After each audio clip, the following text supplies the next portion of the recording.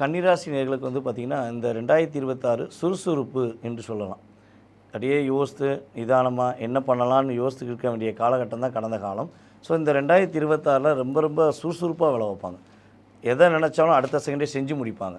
அதுக்குரிய ஆற்றல் உங்களுக்கு உண்டு. அதேபோல் கன்னி ராசியில் யாரெல்லாம் கம்யூனிகேஷன் சம்மந்தப்பட்ட ஃபீல்டில் ஐடி துறையில் வேலை பார்க்குறாங்களோ அவங்களாம் மிகப்பெரிய ஒரு சாதனையாளராக வருவாங்க. அவங்க நினச்ச விஷயத்தில் நான் மிகப்பெரிய அங்கீகாரம் பெற்றேன் அப்படின்னு சொல்லக்கூடிய அமைப்பு அவங்களுக்கு உண்டு. அதேபோல் மேம் சொன்ன மாதிரி அவங்க வீட்டில் கட்டாயமாக இந்த 2026 சுப நிகழ்ச்சிகள் உண்டு.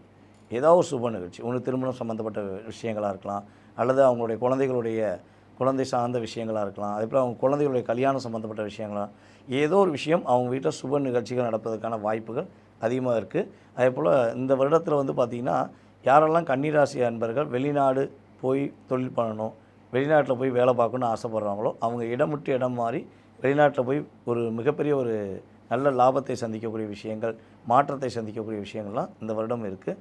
அவங்க இந்த வருஷத்தில் வந்து பார்த்திங்கன்னா ஒரே ஒரு விஷயத்தில் கவனமாக இருக்கணும். என்னென்னா தன்னுடைய வேலை சார்ந்த விஷயங்களை பக்கத்தில் இருக்கவங்கள்ட்ட நம்பி ஒப்படைக்காமல் அவங்களே அதை முழுசாக செஞ்சாங்கன்னா முழுமையான சந்தோஷம் அடைவாங்க.